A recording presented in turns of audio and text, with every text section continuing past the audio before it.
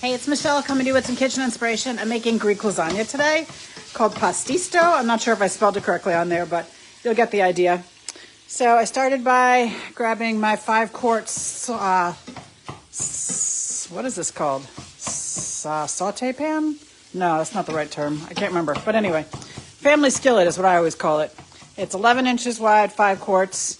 I've also got my 4-quart saucepan over here with water getting ready to boil. And I've got my 2-quart saucepan, which I was using for something else, but now I'm going to use it for the sauce. Okay, so the first thing I'm going to do is put all the ingredients into the beef mixture. So this is a pound of ground beef, and I'm going to put some things into it. I'm going to put in 3 ounces of wine, red wine. Smells good already. I'm going to open up this can of tomato paste. I wish I had a smaller one, but I don't. Using my smooth edge can opener. Oh, wow. I never had that happen before. That's really weird. Must have been really under pressure. Like exploded out the sides. Good thing this can opener is dishwasher safe. That is the weirdest thing I've ever seen. All right, so I need to put in 1 tablespoon of tomato paste. I'll do that. And we get this can out of the way. That was the craziest thing I've ever seen. And I've opened up a lot of cans of tomato paste in my 30 years of cooking. All right. Next thing I'm going to do is open up some diced tomatoes because I need to put about half the can in here. I'm going to have to come up with some things to do with the rest of my tomatoes later in the week. This original recipe was for a 9 by 13 size pan. But with only 3 people eating, that's just way too much food. So I'm making a half a recipe. So if I'm making like what would be equivalent to a 9 by 9 size pan. All right, I was using my mix and chop here, but I'm gonna pull that out now because my meat is all cooked. I'm gonna start stirring the tomatoes and the wine into the ground beef, and then I'm gonna add all the spices. And I just realized I forgot to put in onions, so I will do that next. We wanna give this time for the flavors to really mix into the beef. That's why we're doing this piece first, okay? I'm gonna make a hole in the middle because I forgot to do my onions. Because, I don't know, that happens sometimes. All right, so I need a red onion. I'm using a recipe from mygreekdish.com. in case you're wondering, okay? So that's the recipe I'm using. I got it off the internet, obviously. All right, I'm gonna grab my food chopper. Beat up this onion nice and small. I always try to keep at least 1 red onion in my house, in my drawer with my onions but sometimes when I use a red onion, I don't use it all.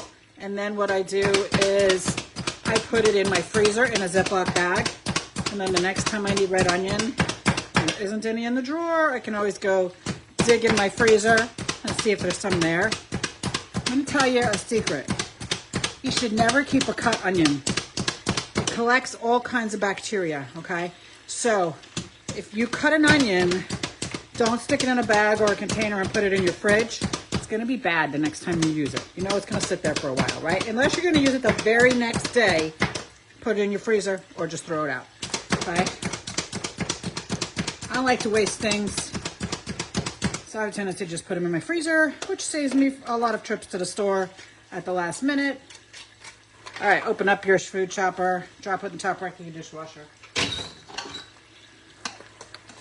All right, drop these right into the middle of my pan because I think they were supposed to go in before the beef went in, but I wasn't paying attention. As long as they get in there and they get cooked, we're fine. All right, I'm gonna get that red onion cooked up nice. I'm going to turn the temperature up a little bit. And the next thing we're gonna put in is a couple cloves of garlic. What did I do with my garlic? Oh, there it is. Okay, so I got a head of garlic here. Pull off a couple cloves. I always like to give this garlic a cut right in half before I try to press it because I just think it's way easier that way. I didn't do that when I was younger, but I do it now. All right, so give it a press, scrape it off, open it up, use the little tool that comes with it. This is the old tool. The new one looks more like a Barbie hairbrush, but this one works fine too. Whew, those onions are strong and making my eyes water. They were fine when I was chopping them because the food chopper prevents that, but when you put them in the frying pan and they start heating up, they get you. All right, I'm gonna put the garlic in the pan next. Let that start working. Let's take a look at this. My water's getting close to boiling. All right.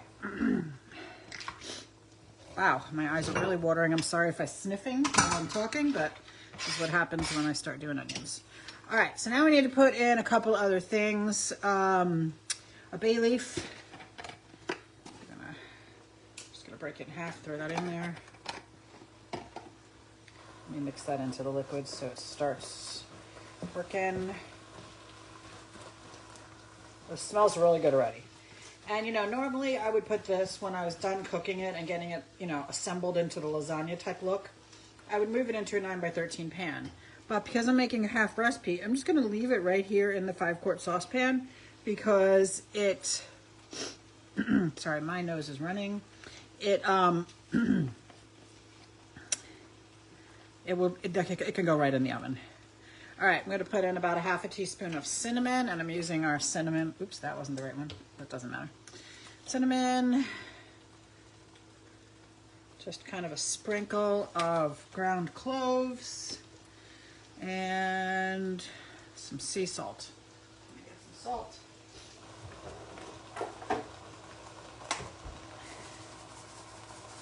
I don't like to cook with a lot of salt, so I'm just going to sprinkle a little bit in there. I'd rather add it at the table. I might need to add a little bit more liquid to this because it's, well, so it can like stew while I'm making the rest of the recipe. I'm going to do that. I'm just going to add a few tablespoons of liquid because it's going to cook off. This is the texture I want it, but I know it's going to cook off. So if I add it in there now, it'll work. All right, I'm gonna start working on my sauce now. The sauce is the topping for this recipe, and it's called a bechamel sauce. And a bechamel is basically a white cream sauce. Okay, and you can add different things to it. So I'm gonna use my 2-quart saucepan, and I have to put in some butter. This is really weird measurements, 4.3 ounces. What the heck does that even mean? I don't know. I'm gonna put in a couple tablespoons of butter. About 4, I put about 4 tablespoons in, which is a half a stick. Okay, now let that start melting. My 4-quart saucepan boiling, so I've got some cavatappi. You can use any shaped pasta. It said rigatoni, or I just use whatever I have. So you could even use spaghetti, but these nice bigger noodles are a little bit better for this recipe. I'm gonna cook those. And I forgot to get out my pasta tongs, so I'm gonna grab those now. I love these things. You know, they're just like our chef's tongs. They lock facing up. So if you're in your tool turnabout, they're not gonna tangle up with your tools, or if they're laying in your drawer, they're not gonna tangle up. They only open facing down, and then they won't close facing down. So I'm gonna use these for my pasta. Turn that down slightly. I might need to turn this meat down. It's kind of going crazy. I want it to get the flavor, but I don't need it to be quite this nuts. So I'm gonna turn it down a little bit. Okay, so what else am I gonna put in here? I need to get some flour, which I forgot to grab, so I'm gonna grab that. So all white cream sauces start out with butter, flour, and milk, right? So we will get to that in a second. Let me measure my milk. I need about 16 ounces. I'll need about 2 cups.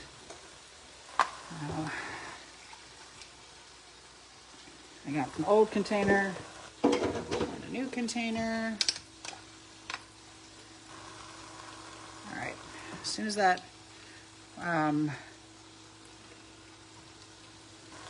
while that's working, we're gonna work on something else. We're letting that butter melt. All right, so I'm gonna grab my cheese knife. Oops, that's not it. There we go. Got my Pampered Chef cheese knife.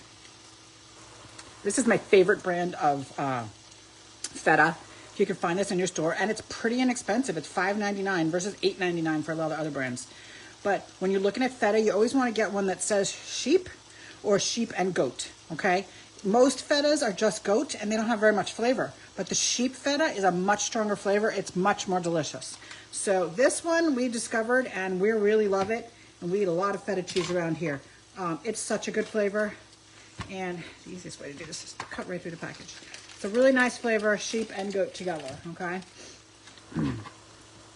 So I'm just gonna get this feta cubed up because it's gonna go in there later. I should have showed my cheese knife before I got it all gooey. I'll show it to you in a second. Now I got it covered in feta cheese. So this blade, of course, is what I'm using now. You saw me use this piece to kind of prick the package and open it. This is like for grabbing chunks and picking them up. And then this piece here is for shaving cheese, which you wouldn't do with feta, but you would do that with Parmesan or Romano. All right, my butter is melted and sizzling, so it's ready for the flour. We're gonna do that next. Let me rinse my fingers. All right, so I need a couple tablespoons of flour just to thicken this up. And I'm gonna use our silicone coated sauce whisk with our stainless. It's a stainless handle, it's really nice. And you can use it right in your skillet, right in your saucepan, and it's not going to hurt your nonstick pans. All right, now I'm gonna mix my milk in. It's the first cup of milk. Put 2 cups in. So now we basically have bechamel, okay, which is your white cream sauce, which is the basis for starting any macaroni and cheese or anything like that, right? So we've got buttermilk flour. We're gonna add some other things to this. One of the things that's in a lot of these Greek dishes is ground nutmeg. So we're gonna put, it says a pinch. That's probably more than a pinch, but that's okay. It came out way faster than I thought it was going to, but it's not gonna hurt it. I gotta stop and stir my my meat and my pasta real fast. So there's 2 kinds of Greek lasagna, or what people think of as Greek lasagna. There's moussaka. Moussaka is our moussaka, which is eggplant, ground beef in the same flavoring palette. And then, so the eggplant goes on the bottom instead of the noodles, which we're doing noodles today. And so it's an eggplant with the beef. And then on the top of that one goes a mashed potato coating. So this one, instead of eggplant, you get pasta. You get the same beef mixture in the middle. And then you get the bechamel. They both have bechamel on the top. This one doesn't get potatoes because it has pasta. So we're gonna put 2 things, in our bechamel. Sorry, my thing keeps turning off. We're gonna put in some cheese, which I lost. Where did it, well, here it is, okay. So I have some grated Romano cheese, which is gonna go in there. It's just gonna thicken it up nicely.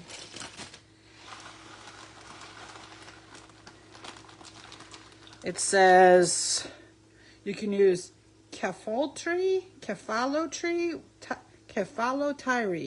which I guess is a Greek cheese, or Parmesan Reggiano. I don't have either of those things because I don't use Parmesan very often. I mostly use Romano. I just like the flavor better. So that's just personal preference. Okay, so let me make sure I got everything else in. The last thing we're gonna do, I gotta figure out where I put this feta. Let me just read this real fast. Okay, I gotta do one more thing. So I've got one of my 1 cup prep bowls here, my egg separator. I'm going to separate my egg because this is actually going to go, the egg white is going to go into my sauce to help thicken it later so that it doesn't, I guess, ooze all the way through. So we're working on getting this sauce ready. Like I said, I'm going to actually just use this skillet right here, and I'm not going to put this right in the oven because you know what? These skillets can go in the oven. So you might as well just do that. Why make extra dishes is my attitude, right? I don't want extra dishes. So I'm going to do this kind of out of order. Normally you would put the pasta on the bottom and then the meat in the middle. But since the meat's already in the pan, I'm going to put the pasta over it and then put the sauce right on top of that. So I don't think it really matters. It's not a huge difference. And the feta cheese is going to get mixed in with, I'm not sure, but I'm looking it up right now. I cut it all up because it said to. Add the flour, add the milk.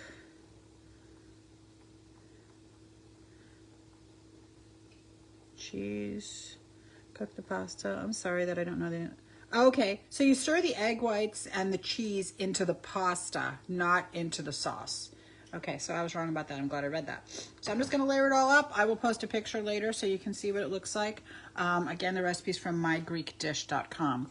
So thanks for joining me. And if you're interested in getting some cookware for yourself, let me know, because you can always get it half price when you host your own party with me, whether that's in person or a virtual party on Facebook or text. It's a great way to get your cookware. This Brilliance cookware has a 10-year guarantee. I absolutely love mine. I've probably had it for 2 years now, and I'm really, really happy with it. I like the way it holds up. It's handling itself nicely. I use it constantly. Look at these pans have pouring spouts. Both of the saucepans have pouring spouts. Their lids have a draining thing. I use this 11-inch skillet every single day to saute veggies and stuff. I'm gonna have to saute my veggies somewhere else today because I used it for this. So anyway, that's all if you need. If you like this video, please go ahead and share it with your friends. I would love for them to connect with Michelle's Kitchen Inspiration also. Thanks.